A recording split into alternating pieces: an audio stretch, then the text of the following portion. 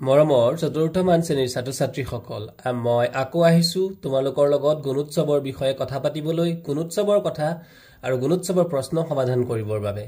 সকলোকে যাতে গুণোৎসৱ আমাৰ ভাল হয় যাতে গুণোৎসৱত আমি ভাল ফল দেখুৱাব পাৰো তাৰে উদ্দেশ্য আগত ৰাখি এবাৰ আমি তোমালোকৰ 2024 চনৰ যি অংক আৰু পৰিবেশৰ প্ৰশ্ন তথা যি গ্ৰামাটিকেল প্ৰশ্ন তাকে আমি কিছু আলোচনা কৰিবলৈ আগবাঢ়িছো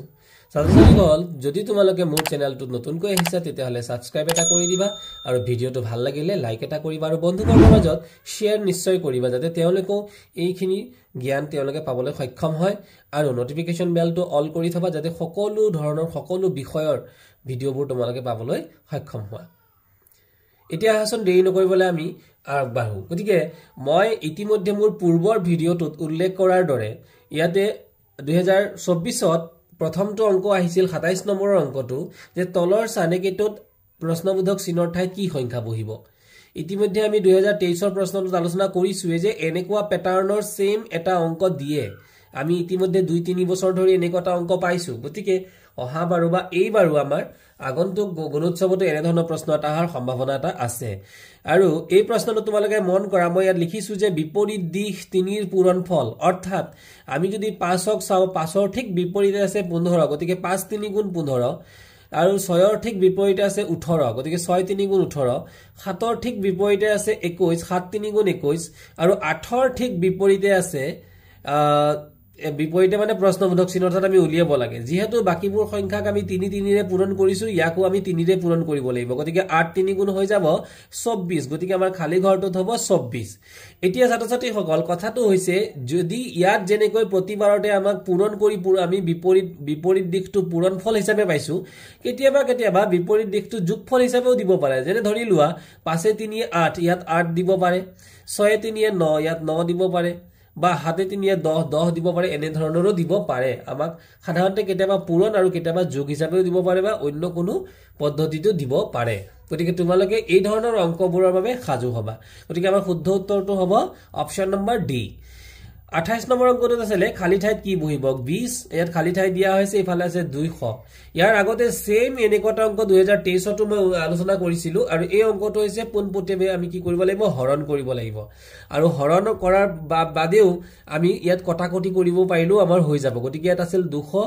ওপৰটা হ'ব 200 তলত আমি হৰণৰ আন এটা পদ্ধতি হৈছে কটাকটি গতিকে এই শূন্যটোৰ লগত এই শূন্যটো যদি আমি কাটি দিও আৰু 2 ৰে যদি আমি 20ক কাটি দিও 2 10 গুণে হ'ব 20 গতিকে আমাৰ অপচনটো হ'ব 10 এবাৰ 29 নম্বৰ অংকটোত আছিল ৰাজুৱে 400 টকা বজাৰলৈ গল 400 টকা লৈ বজাৰলৈ গল তাৰে 225 টকাৰে বজাৰ কৰিলে তেওঁৰ হাতত কিমান টকা ৰৈ গল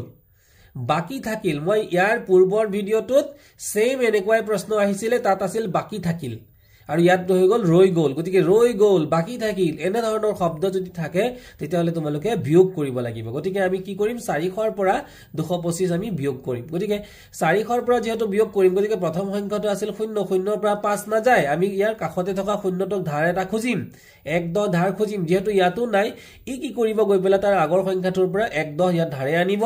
গতিকে ইয়াত হৈ যাব 1 10 অৰ্থাৎ 10 আৰু এই 10 ৰ পৰা 1 10 ইয়াত ললে ইয়াত হৈ যাব 10 10 ৰ পৰা 5 গলে হৈ গল 5 ইয়াত 1 10 ৰ পৰা 1 লৈ গুছি গলো অৰ্থাৎ ইয়াত থাকি যাব 9 9 ৰ পৰা 2 গলে 7 আৰু 4 ৰ পৰা যেহেতু আমি 1 10 লৈ গৈছিলো ইয়াত থাকি গল 3 গতিকে 3 ৰ পৰা 4 ৰ পৰা চলতে 1 10 নহয় 100 নিছিলো গতিকে 4 ৰ পৰা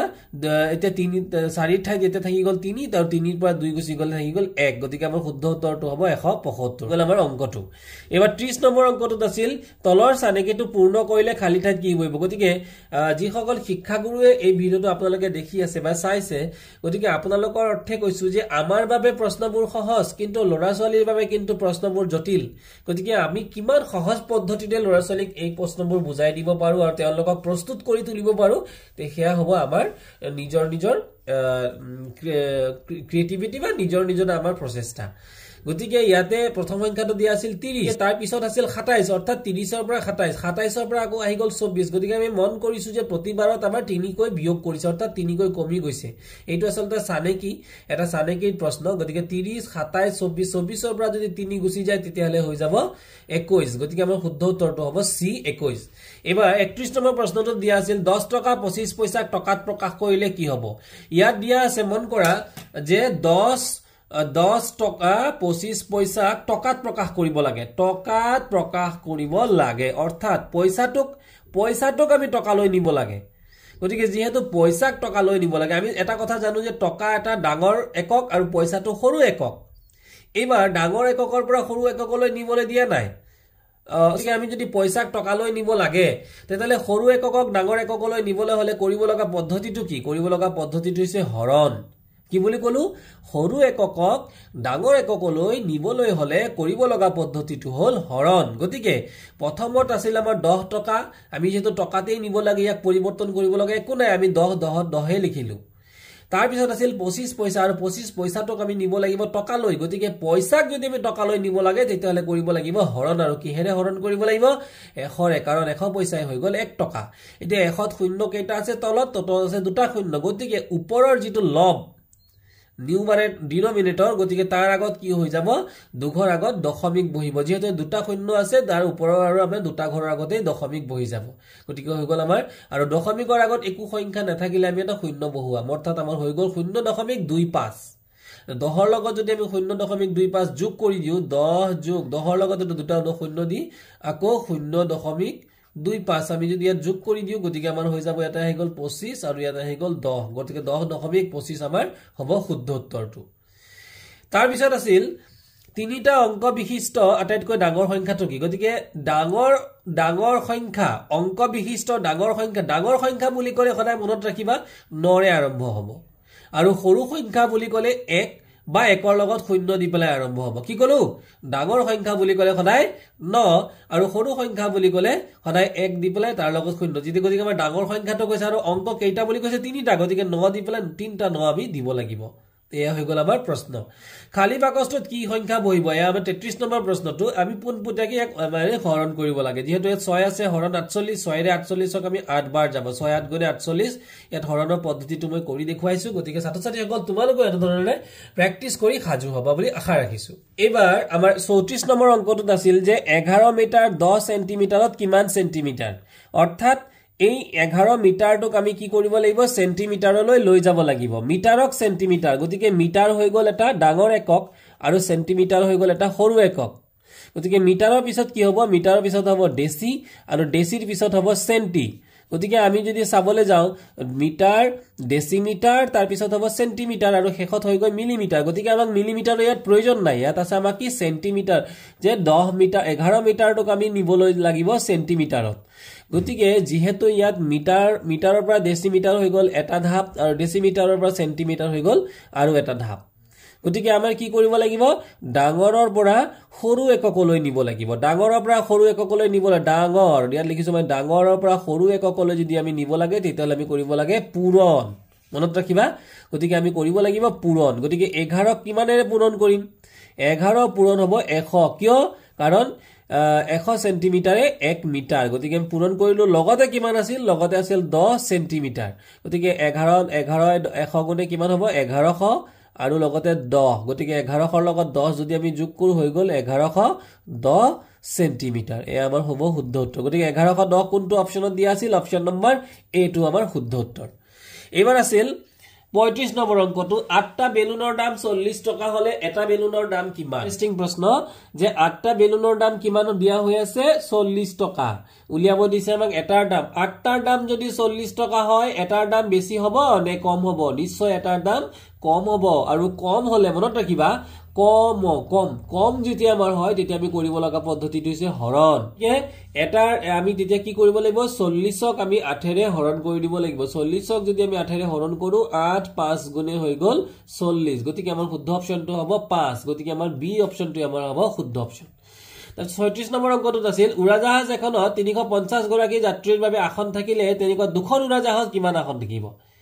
সেম যে 350 গৰাকী যাত্ৰীৰ বাবে আসন থাকিলে এখন উৰাজাহাজ আসন কিমান আছে 350 গতিকে দুখনত কিমান থাকিব এখনত যদি 350 দুখনত থাকিব বেছি গতিকে দুখনত কি কৰিম আমি 350ক বেছি থাকিলে যেনেকৈ কম থাকিলে মাত্ৰ ইতিমধ্যে মই কৈ গলো যে কম মানে হৈছে হৰণ আৰু বেছি মানে হৈছে বেছি মানে হৈছে পূৰণ বেছি থাকিলে আমি কৰিব লাগিব পূৰণ গতিকে 350ক আমি কিহেৰে পূৰণ কৰিম 2 ৰে পূৰণ কৰিম গতিকে 2 0 গুণে 0 2 5 গুণে 10 আৰু 0 উকলিলে 1 2 3 গুণ 6 কে 7 শুদ্ধ উত্তৰটো হ'ব আমাৰ 700 গতিকে অপচন নম্বৰ ডি আমাৰ কাৰেক্ট আনসাৰ তলৰ কোনটোৱে 5607 বুজায় গতিকে ছাত্ৰ-ছাত্ৰীসকল এনেকুৱা এটা প্ৰশ্ন প্ৰতিবাৰতে দিয়ে আমি 2023 ৰ প্ৰশ্নটোতো আলোচনা কৰিছিলো গতিকে ইয়াতে দিছে 5607 5000 গতিকে একক দশক শতক হাজাৰ হৈ গল এই হাজাৰলৈকে আমি আহি গলো কেইটা ফুট দিলো 4টা ফুট কিয় একক দশক শতক হাজাৰ এই আমি 4টা ফুট দিলো এটি এই প্ৰথমতে লিখা আছে 5000 গতিকে হাজাৰৰ ঘৰটোত আমি লিখিম 5 তাৰ পিছত লিখা আছে 600 গতিকে শতকৰ ঘৰটোত লিখিম 6 আৰু তাৰ পিছত লিখা আছিল 607 গতিকে এককত হৈ গল 7 আৰু কিন্তু দশকত কোনো ধৰণৰ সংখ্যা নাই গতিকে শুদ্ধটো ইয়াত 0 বহাব লাগিব গতিকে আমাৰ অপচনটো উত্তৰটো হ'ব 5607 অৰ্থাৎ 5607 গতিকে এইটো আমাৰ শুদ্ধ উত্তৰ আৰু অপচনটো হৈছে এ তাৰ পিছত 38 নম্বৰ অংকটো দিয়া আছিল বৃত্ত এটাৰ ব্যাসৰ মাপ 10 সেন্টিমিটাৰ হলে ব্যাসাৰ্ধৰ মাপ কিমান হ'ব গতিকে ব্যাস আছে 10 ব্যাসাৰ্ধৰ মাপ উলিয়াব দিছে আমি ইতিমধ্যে আমি 2023 চনৰ প্ৰশ্নটো একেই প্ৰশ্ন আমি আলোচনা কৰিছিলো যে ব্যাস হৈছে ব্যাসাৰ্ধৰ দুগুণ ব্যাস = 2 পূৰণ ব্যাসাৰ্ধ কিন্তু এইবাৰ আমাৰ উলিয়াব দিছে ব্যাসাৰ্ধ গতিকে ব্যাসাৰ্ধ সমান কিমান গতিকে ব্যাসাৰ্ধ সমান হ'ব ব্যাসাৰ্ধ = হ'ব ব্যাস ডিভাইডেড বাই 2 ব্যাসক যদি আমি 2 ৰে হৰণ কৰি দিও তেতিয়া হলে আমাৰ উত্তৰটো ওলাই যাব গতিকে ব্যাস কিমান দিয়া আছে ব্যাস দিয়া আছে 10 তাক যদি আমি 2 ৰে কাটি দিও 2 5 গুণে 10 গতিকে শুদ্ধ উত্তৰটো হ'ব 5 সেন্টিমিটাৰ সি 39 নম্বৰ প্ৰশ্নটো দিয়া আছিল আয়তীয় ঘনক এটাৰ মুঠ চুকৰ সংখ্যা কিমান 39 নম্বৰটোত প্ৰশ্ন দিছিল আয়তীয় ঘনক এটাৰ মুঠ চুকৰ সংখ্যা কিমান গতিকে আমি 2023ত একেই প্ৰশ্ন আহিছিলে তাতো যে আয়তীয় ঘনকৰ মুঠ কাষ কেইটা 12টা আয়তীয় ঘনকৰ মুঠ চুক কেইটা 8টা আয়তীয় ঘনকৰ মুঠ তল কেইখন 6খন আমি জানিবলগীয়া কথা গতিকে মুঠ চুকৰ সংখ্যা তাত আহিছিলে কাষৰ সংখ্যা 2023ত আহিছিলে কাষৰ সংখ্যা এইবাৰ আহিছে চুকৰ সংখ্যা গতিকে শুদ্ধ উত্তৰটো হ'ব 8 40 নম্বৰ প্ৰশ্নটোত আহিছিল যে 5 মিটাৰ 50 সেন্টিমিটাৰৰ লগত 4 মিটাৰ 40 সেন্টিমিটাৰ যোগ কৰিব দিছে বাস আমি লিখি গলো 5 মিটাৰ 50 সেন্টিমিটাৰ 4 মিটাৰ 40 সেন্টিমিটাৰ শূন্যৰ লগত শূন্য যোগ কৰিলে 0 5 4 9 5 4 9 অৰ্থাৎ 9 মিটাৰ 90 সেন্টিমিটাৰ গতিকে আমাৰ শুদ্ধ উত্তৰটো হ'ব অপচন নম্বৰ এ 41 নম্বৰ অংকটো দিছিল বৃত্ত এটাৰ একেবাৰে সোঁমাজৰ বিন্দুটো কি বুলি কোৱা হয় বৃত্ত এটাৰ সোঁমাজৰ বিন্দুটো কোৱা হয় কেন্দ্ৰবিন্দু মনত ৰাখিবা ছাত্ৰ-ছাত্ৰীসকল আৰু যিসকলে অলপ অংকবোৰ পাহৰিছিলা আশা কৰিছো মোৰ এই ভিডিঅটোৰ দ্বাৰা তোমালোকৰ সেই পাহৰি যোৱা আকৌ অংকবোৰ তোমালোকৰ ৰিভিজন হৈ যাব আৰু তোমালোকে গুণোৎসৱত এটা ভাল পজিটিভ উৎসাহেৰে যাব পাৰিবা 42 নম্বৰ প্ৰশ্নটো আছিল ফুলনি এখনত 12 শাৰী ফুল আছে কেই শাৰী 12 শাৰী যদি প্ৰত্যেক শাৰীত 12 জোপাকৈ ফুল পুলি আছে ফুলনিখনত থকা মুঠ ফুল পুলিৰ সংখ্যা কিমান গতিকে মুঠ শাৰী হৈ গল আমাৰ 12 প্ৰতিটো শাৰীত থকা ফুলৰ সংখ্যা হৈছে 12 গতিকে দুইটাক আমি কি কৰিব লাগিব পূৰণ কৰিব লাগিব আৰু 12 12 গুণে হ'ব 144 গতিকে শুদ্ধ উত্তৰটো হ'ব 144 43 নম্বৰ অংকটো দিছিল যে শ্ৰেণী এটাৰ বিভিন্ন খেল খেলি ভাল পোৱা ছাত্ৰ-ছাত্ৰীৰ সংখ্যা তলৰ চিত্ৰটোত দেখুওৱা হৈছে গতিকে মন কৰা ছাত্ৰ-ছাত্ৰীসকল এই চিত্ৰটোত ইয়াতে লুকা ভাকুৰ এটা চিন দিছে পানী পাৰৰ দিছে আৰু চকলেট খোৱা দৌৰৰ দিছে আৰু কাবাডীৰ এটা দণ্ড চিত্ৰ দিয়া হৈ আছে আৰু দণ্ড চিত্ৰবোৰ দেখিলে তোমালোকে মন কৰিবা লুকা ভাকুৰ কেইজন আছে মন কৰা লুকা ভাকুৰ আছে আমি যদি কোলা দাগবোৰ দেখো 1 2 3 4 5 6 এই 6 লৈকে আমাৰ দিয়া আছিল গতিকে লুকা ভাকুৰ খেলা ছাত্ৰ-ছাত্ৰীৰ সংখ্যা কিমান জন লুকা ভাকুৰ খেলা ছাত্ৰ-ছাত্ৰী হৈছে 6 জন তাৰ পিছতে আছিল চকলেট খোৱা দৌৰত খেলুৱৈৰ সংখ্যা চকলেট খোৱা খেলুৱৈৰ সংখ্যা হৈছে 1 2 3 4 গতিকে হৈ গল 4 আৰু মুঠ দুইটা মিলাই পেলাই আমি যদি দুইটাৰে মুঠ যোগফল উলিয়াও তেতিয়া হলে যোগফল উলিয়ালে মুঠ ছাত্ৰ-ছাত্ৰী কিমান জন হৈ যাব মুঠ হ'ব 4 6 10 জন গতিকে আমাৰ শুদ্ধ অপচনটো হ'ব ডি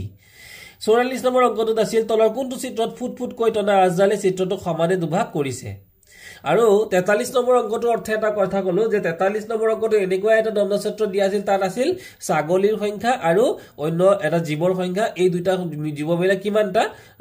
প্ৰাণী কিমানটা মানে জীৱ তাতে আছিল সেইটো আমি উলিয়াব লাগে গতিকে হে আছিল 2023 চনৰ প্ৰশ্ন 2024 তে এনেকুৱা ধৰণৰে আহিছে আৰু 2025 তো এনেকুৱা ৰিলেটেড এটা দণ্ডক্ষেত্ৰৰ প্ৰশ্ন নিশ্চয় আহিব আৰু তাৰ পিছতে আহি গল আমাৰ ফুটফুটকৈ টনাজলে চিত্ৰটো সমানে দুভাগ মানে হৈছে সদৃশ ভাগত ভাগ কৰা বুলি কয় সদৃশ ভাগ ইয়াৰ আগতে 2023 চনৰ প্ৰশ্নটো মই আলোচনা কৰিছো সদৃশ ভাগ গতিকে তোমালোকে দেখিলে গম পাবা সমানকে দুভাগ কৰিছে এ নম্বৰ চিত্ৰটোত যদি আমি এনেকৈ চাও দুইটা ভাগে সমান হৈছে বাকি বোৰত কিন্তু আমাৰ বি নম্বৰ চিত্ৰটোত যদিও আমাক মাজত এনেকৈ পথালৈকে কাটিছে কিন্তু এই দুইটা ভাগ সমান হৈ থকা নাই ওকে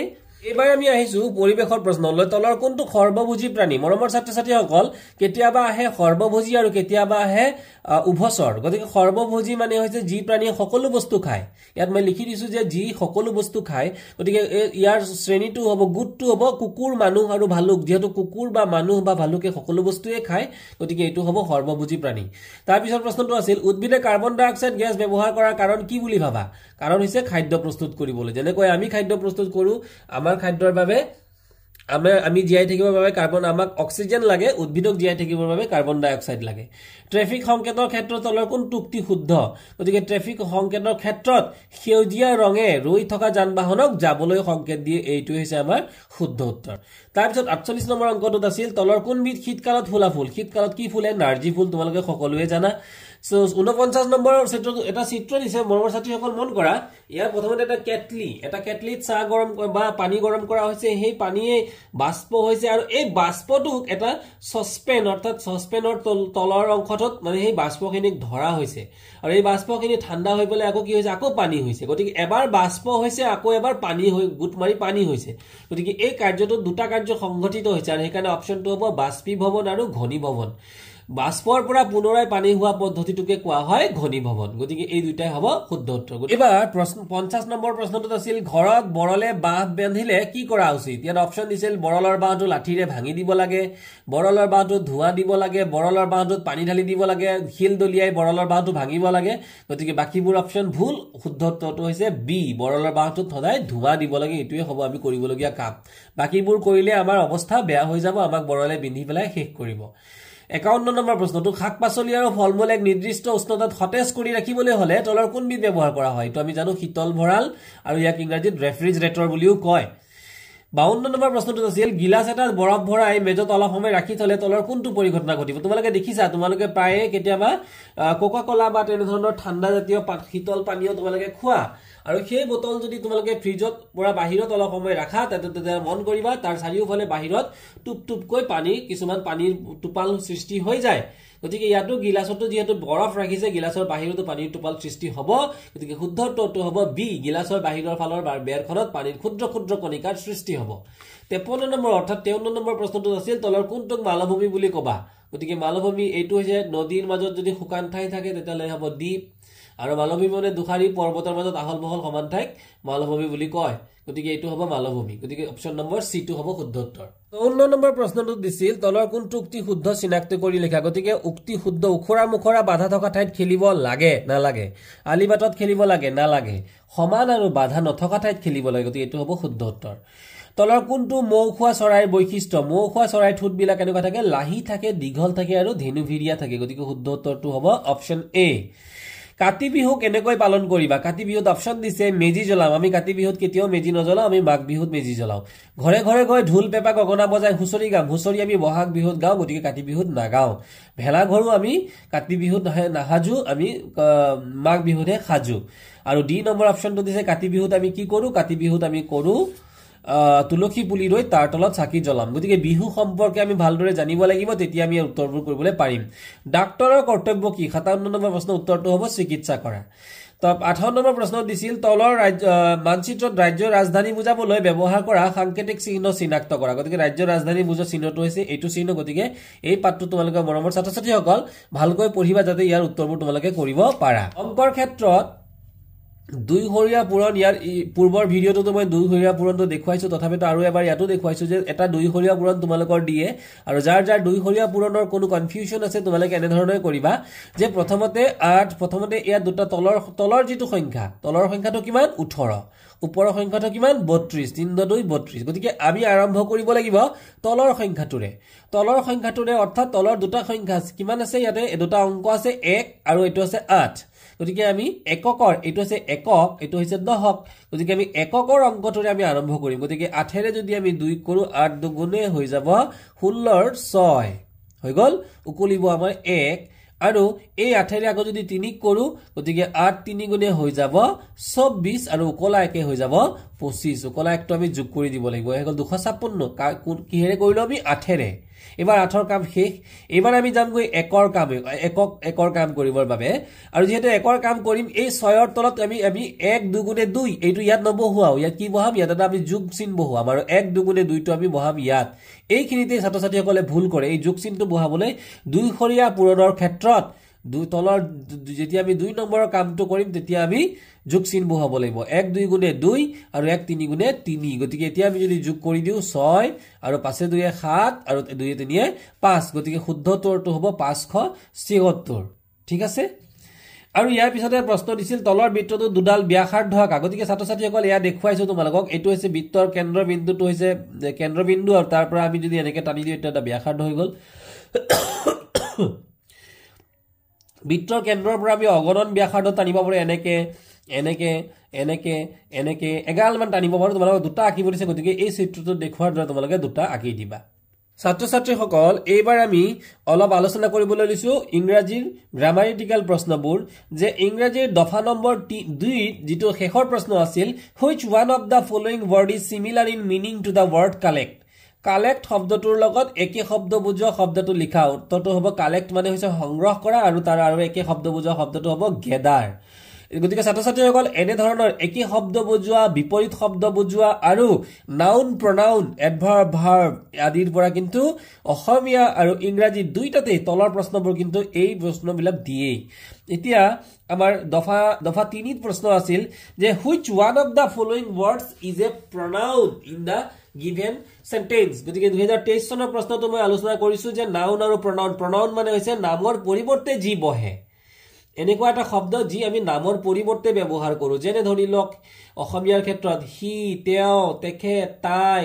হিহত ইত্যাদি কোনো এটা নাম বা কেইবাজন মানুহৰ নাম বা কেইবাগৰাকী মানুহৰ নামৰ পৰিৱৰ্তে আমি এইবোৰ শব্দ ব্যৱহাৰ কৰো আৰু ইংৰাজীৰ ক্ষেত্ৰত ব্যৱহাৰ কৰো হি শি দে গতিকে ইয়াত হ'ব দে গতিকে শুদ্ধ উত্তৰটো হ'ব আমাৰ দে এবাৰ দফা 1 ইংৰাজী দফা 1 language 2 ইয়াতে শেষৰ প্ৰশ্নটো দিছিল which one of the following word is a adjective in the given sentence গতিকে adjective মানে আমি অসমীয়াত যদি ক'বলৈ যাও ইয়াক কোৱা হ'ব বিশেষণ এটা বিশেষণ মানে কি বিশেষণ কোনটো শব্দই বুজায় যে মৰমৰ ছাত্ৰ-ছাত্ৰীসকল বিশেষণ সেইটো শব্দই বুজায় যিয়ে নেকি কোনো এটা বস্তুৰ গুণ দুখ সংখ্যা অৱস্থা পৰিমাণ এতিয়া গুণ দুখ মানে কি ধৰি লোৱা এটা কলম কেনেকুৱা কলমটো ডাঙৰ গতিকে এটো তাৰ গুণ এটা এপা ফুলটো কেনেকুৱা ৰঙা এটো তাৰ গুণ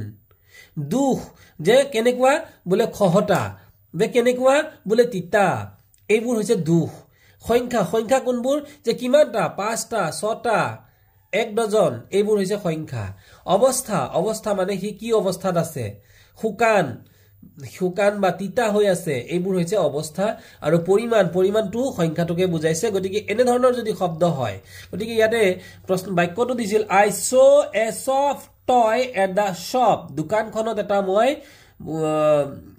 সফট এটা টয় দেখিছিলো সফট মানে হৈছে নিমজ বা আমি লাহি বুলি ক'ব পাৰো বা খুব কোমল বুলি ক'ব পাৰো সফট শব্দটোৰ অৰ্থ গতিকে এই যে কোমল বুলি ক'লো নিমজ বুলি ক'লো কোনো এটা বস্তুৰ ই গুণ গতিকে এই গুণ বুজাইছে গতিকে এইটো হ'ব আমাৰ সফটটো আমাৰ শুদ্ধ উত্তৰ হ'ব ভাষাৰ ক্ষেত্ৰত এটা গ্ৰামাৰ দিছিল তাই বৰ সুন্দৰকৈ কৈছিল এই বাক্যটোত থকা কোনটো শব্দই সৰ্বনাম পদ বুজাইছে গতিকে মৰমৰ ছাত্ৰ-ছাত্ৰীসকল সৰ্বনাম আৰু ইংৰাজীত কোৱা হয় প্ৰনাউন আৰু প্ৰনাউন ক'ত ব্যৱহাৰ হয়